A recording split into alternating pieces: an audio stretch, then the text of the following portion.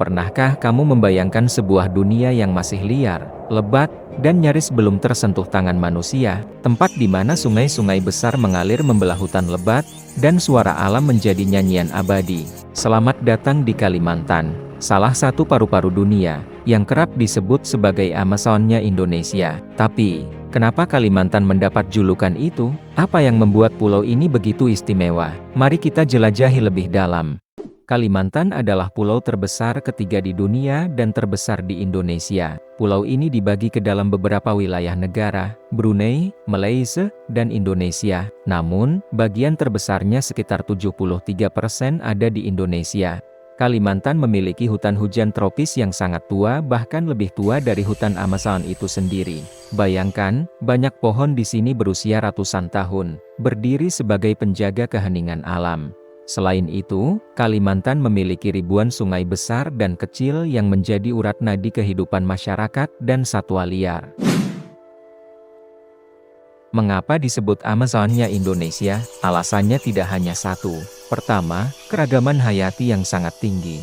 Seperti Amazon, Kalimantan menyimpan ribuan spesies flora dan fauna yang unik dan banyak di antaranya tidak ditemukan di tempat lain di dunia. Kedua, sungai-sungai raksasa seperti Sungai Kapuas di Kalimantan Barat dan Sungai Mahakam di Kalimantan Timur mengalir membelah hutan dan menjadi habitat alami berbagai makhluk dari ikan langka hingga buaya liar. Ketiga, fungsi ekologisnya yang krusial. Kalimantan, seperti Amazon, menjadi penyerap karbon global yang penting. Hutan hujan tropisnya menyerap jutaan ton karbon dioksida dan membantu mengatur iklim dunia.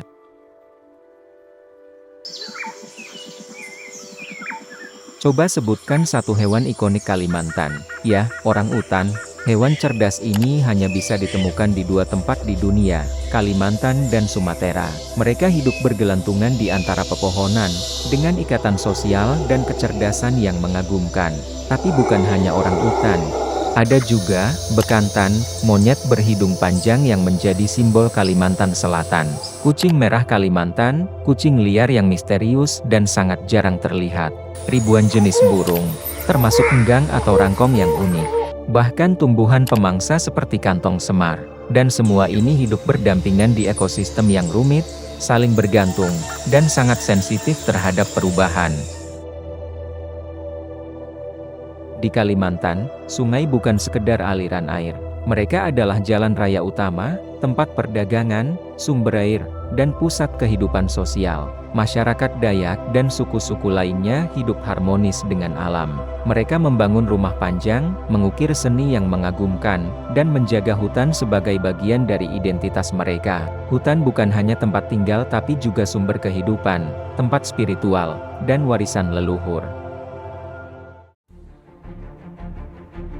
Namun, hutan Kalimantan juga menghadapi ancaman besar. Deforestasi masif akibat pembukaan lahan sawit dan tambang, kebakaran hutan yang sering terjadi di musim kemarau, perburuan liar dan perdagangan satwa eksotis, dan pembangunan besar-besaran yang mengubah bentuk alaminya. Dalam 50 tahun terakhir, Kalimantan telah kehilangan jutaan hektar hutannya, dan banyak spesies kini terancam punah.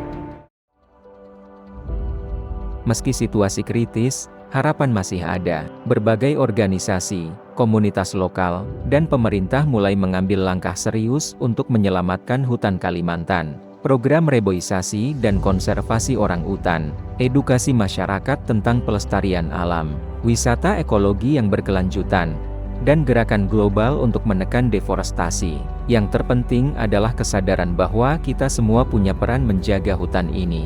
Kalimantan bukan hanya milik Indonesia, ia adalah bagian dari sistem kehidupan dunia. Seperti Amazon di Amerika Selatan, Kalimantan adalah paru-paru bumi, penjaga iklim, dan sumber kehidupan. Jika kita membiarkannya hilang, dunia juga ikut kehilangan. Kini kita tahu mengapa Kalimantan disebut Amazonnya Indonesia, hutan yang luar biasa kaya, penuh kehidupan, penuh cerita, namun juga penuh tantangan. Mari kita rawat dan jaga bersama, agar anak cucu kita masih bisa melihat hutan ini, masih bisa mendengar suara orangutan, masih bisa menyusuri sungai-sungai yang mengalir tenang di antara rimba raya.